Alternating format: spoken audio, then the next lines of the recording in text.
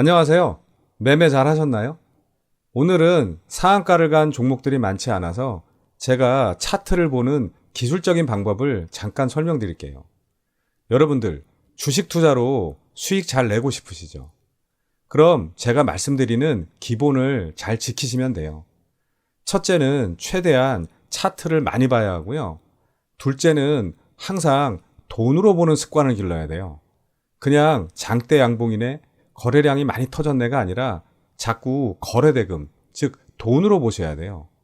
그 다음 세 번째가 가장 중요한데 제가 늘 강조하지만 세력의 입장에서 생각하는 거예요. 만약 여러분이 세력인데 어떤 종목이 좋아 보여서 주당 10,000원에 매수했다고 할게요. 그럼 어떻게 하고 싶으세요? 이 종목에 좋은 점을 많이 알려서 많은 사람들의 매수세가 몰리면 고가에서 팔아야겠죠? 주식이 복잡하고 어려워 보여도 세력들 입장에서 생각해 보면 간단한 거예요. 그리고 우리가 노력만 하면 세력들의 돈이 들어오는 걸 차트로도 얼마든지 알아낼 수가 있어요. 구독, 좋아요, 알림 설정을 잘 해놓으시면 마법 같은 행운이 찾아올 수도 있습니다. 저는 오늘 두 종목 매매 대응을 했는데요. 하나는 지금 약수익 구간인데 아직 매도를 안 해서 한 종목만 설명을 드릴게요. 아마 본인이 차트 공부를 많이 하는 분이라면 어제 이 종목이 무조건 발견이 되었을 거예요. SPG. 정밀 제어용 감속기 및 부품을 만드는 회사라서 로봇 관련주로 엮이죠. 또 최근에 투신과 연기금의 매수가 꾸준히 들어오고 있는 종목이죠. 오늘 이 종목이 상승한 이유는 두산 로보틱스가 대구에 남부지사를 설립하고 해당 지역의 로봇 자동화 시스템 통합 업체들과 파트너십을 확보해서 국내 협동 로봇 밸류체인 확대에 기여할 계획이라고 밝혔기 때문인데요. 자, 이런 이슈를 제외하고 이 회사 최근의 차트를 돈으로만 한번 보죠.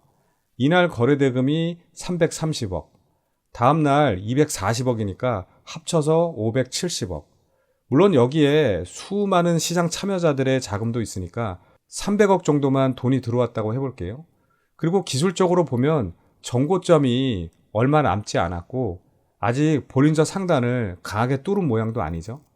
그럼 오늘일지 내일일지 모르지만 최소 10% 이상 장대 양봉을 뽑아줄 가능성이 많아요. 왜냐하면 세력들도 자기들의 물량을 고점에서 팔아야 되니까요. 이게 차트를 돈으로 또 기술적으로 보는 가장 기본적인 방법이에요. 그리고 저한테 거래대금은 어떻게 넣는 거냐, HTS에서 상한가 표시는 어떻게 하는 거냐, 이런 거 물어보시는 분들이 있는데 이건 기본이 아니라 아주 기초적인 거니까 저한테 질문하시기 전에 유튜브에서 찾아보시면 친절하게 알려주는 유튜버들이 많이 계시니까 그런 분들 걸 참고하시면 될 것 같고요. 자, 그 다음에 이 종목의 의미 있는 자리를 보면 어제 시장이 너무 안 좋아서 이 종목 역시 개파락으로 시작했지만 전날 종가를 넘어서서 마감했죠. 그럼 이 종목의 힘이 강하다는 거예요. 그리고 윗꼬리를 살짝 달기는 했지만 어제 종가가 17,900원. 그럼 이 자리는 어느 정도 지켜준다고 판단을 해야 되고요. 그리고 저한테 손절하는 종목 없냐고 물어보시는 분들도 있는데 물론 저도 손절을 하죠. 최근에 손절한 종목은 없지만 올해 유일 로보틱스를 4번, 현대 에버다임도 3번인가 손절을 했어요.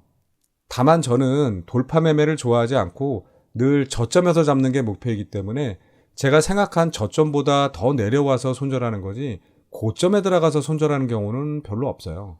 그래서 아마 다른 분들보다는 손절이 좀 적은 편일 거예요. 그리고 저는 주식 투자한 지 15년이 넘었고 단타만 해도 벌써 10년 넘게 했는데 아직도 손절을 생각하는 종목에 들어가면 그건 정말 심각한 문제인 거죠. 아무튼 분봉으로 매매 내역을 보시면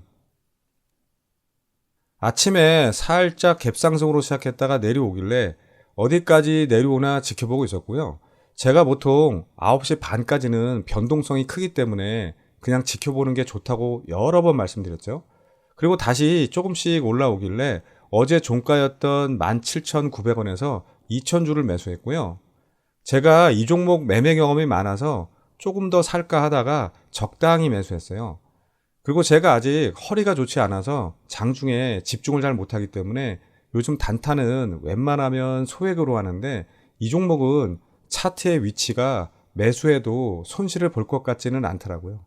암튼 야금야금 올라가길래 일단 수익률 5% 넘을 때 여기서 50% 매도해서 안전하게 수익을 챙겨놓고 계속 지켜보니까 잘 올라가더라고요.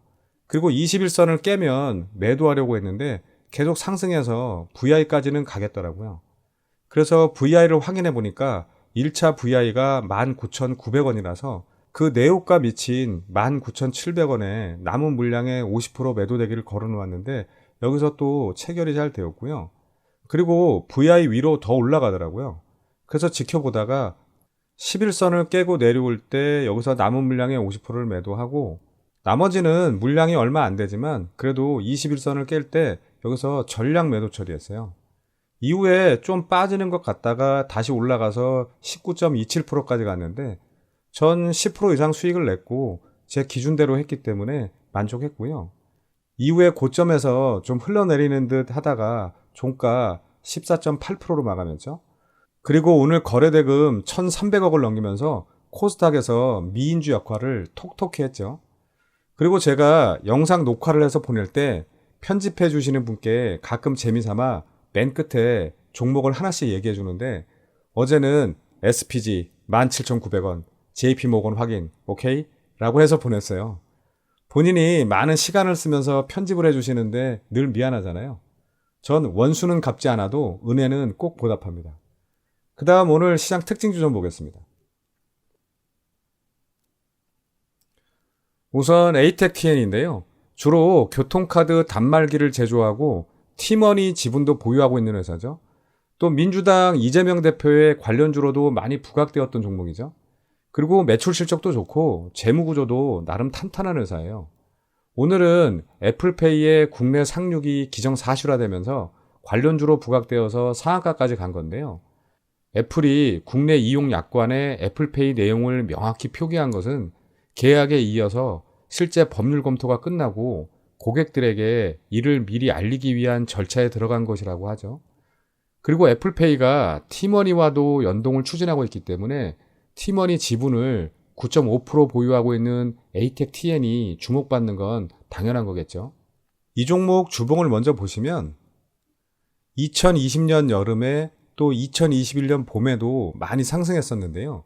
이때는 대통령 후보였던 이재명 대표 테마주로 움직였기 때문에요. 일봉을 다시 보시면 최근에 별 거래량 없이 이렇게 박스권에 갇혀 있었는데 오랜만에 멋지게 돌파했죠. 오늘 거래대금은 340억 정도 나왔고 분봉을 보시면 오후 1시까지는 조용히 있다가 갑자기 들어올려서 오후 2시 반에 상한가에 말아 올리고 단단히 잠궜죠. 앞으로 어떻게 움직이는지 지켜보시길 바라고요.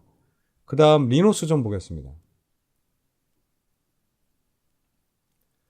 이 회사는 컴퓨터 프로그래밍 서비스를 하는 회사인데 국가재난통신망과 열차 무선통신 사업도 하고 있어서 철도 관련주로 엮이죠. 오늘 상한가를 간 이유는 IMF가 우크라이나 재건을 위해 금융 지원에 나서고 재건 프로그램을 가동할 것이라는 이유 때문인 것으로 분석되는데요. 주봉을 보시면 지난해 봄과 여름에 인천공항 통신 사업을 수주하면서 강세를 보였는데 이후에 별 실적이 없어서 이렇게 동전주까지 내려왔었죠. 다시 일봉을 보시면 올해 7월에도 우크라이나 재건주로 부각되면서 한번 급등했다가 이후에 횡보하다가 오랜만에 좋은 소식으로 돌려 세웠는데요. 오늘 거래대금은 470억 정도 나왔고 분봉을 보시면 아침부터 급등시켜서 2번이나 상한가를 찍었는데 계속 잠그지 못하고 살짝 내려와서 놀다가 장 막판에 상한가에 보냈죠. 이렇게 상한가를 보내면 인내심이 많은 투자자들도 지치죠. 앞으로 또 어떤 인내심을 요구하는지 지켜보시길 바라고요. 그 다음 강원에너지 좀 보겠습니다. 이 회사는 재미있는 게 많은데요. 이름에 에너지가 들어있어서 석유나 가스를 만드는 회사일 것 같은데 산업용 보일러, 화공 설비, 환경에너지 플랜트 설비를 만드는 회사예요. 이 종목은 FA 리서치에서 플랜트 장비는 업황 호조로 수주가 지속적으로 늘고 있고 향후 차세대 원자력 발전 SMR까지 적용 가능할 것으로 예상되고 2차 전지 장비 중 전기 히터 건조기는 기존의 열매체 건조기를 대체해서 내년부터 본격적인 성장을 할 거라고 밝히면서 급등을 한 건데요. 우선 월봉을 보시면 이 종목은 2020년 4월부터 2년 넘게 거래 정지가 됐었어요. 매출 하락 및 적자 지속, 대주주의 횡령 때문이었는데요. 다시 일봉을 보시면 올해 5월에 거래가 재개된 이후 상승했다가 다시 하락했다가 최근에 쭉 우상향하더니 오늘 25%나 급등시켰죠. 그리고 분봉을 보시면 아침부터 5일선, 10일선을 타고 쭉 이렇게 상승시켜서 26.46% 찍고 살짝 내려와서 25.25%로 마감했는데요. 차트를 이렇게 만들려면 누군가 꾸준히 매집을 해줘야 돼요. 도대체 누구인지 확인해 보세요. 그리고 이 종목에 대해서 재미있는 사실을 하나 더 말씀드리면 원래 회사 이름이 강원이었다가 작년 11월에 강원에너지로 바꾸었는데요. 이름에 강원이 들어있어서 강원도에 있을 것 같은데 본사는 전북 군산에 있고 모회사 및 자회사는 부산에 있고 리튬 공장은 경주에 있고 IR팀은 서울에 있어요. 마치 강원랜드가 마산과 제주에 있는 것 같은 느낌이죠. 그 다음 우리 시장 좀 잠깐 보겠습니다. 어제 미국 증시가 반발 매수세 상승 마감해서 혹시나 하고 기대를 했는데 좀 실망스러웠죠. 코스피는 오늘도 외국인과 기관의 매물을 개인이 받아내면서 2401포인트로 마감했고 코스닥은 외국인의 매도세에 781포인트로 마감하면서 5일선에 겨우 턱걸이했죠. 여러분들 요즘 주식 공부 많이 하시나요? 보통 주식시장에서 개인의 95%는 손실을 보고 약 5%만이 수익을 잘 낸다고 하죠. 물론 저도 한 5년 전까지는 손실을 보는 그 95%에 늘 속해 있던 사람이에요. 그래서 전 요즘도 수익을 내자가 아니라 절대 손실을 보지 말자가 목표예요. 그렇기 때문에 고점에 있는 종목들은 쳐다보지 않고 당일 급등주 쫓아다니지 않고 제가 연구하고 분석한 종목들을 어떻게 하면 저점에서 잡을 수 있을까를 매일 연구해요. 그런 잃지 않는 습관이 생길 때부터 주식 투자가 웬만한 게임보다 훨씬 더 재미있다는 걸 알게 돼요. 아직 못 느껴보셨나요? 자, 그럼 오늘은 여기까지 하고 그 재미를 온몸으로 체감하고 싶으신 분들만 다음 영상에서 뵙겠습니다. 감사합니다.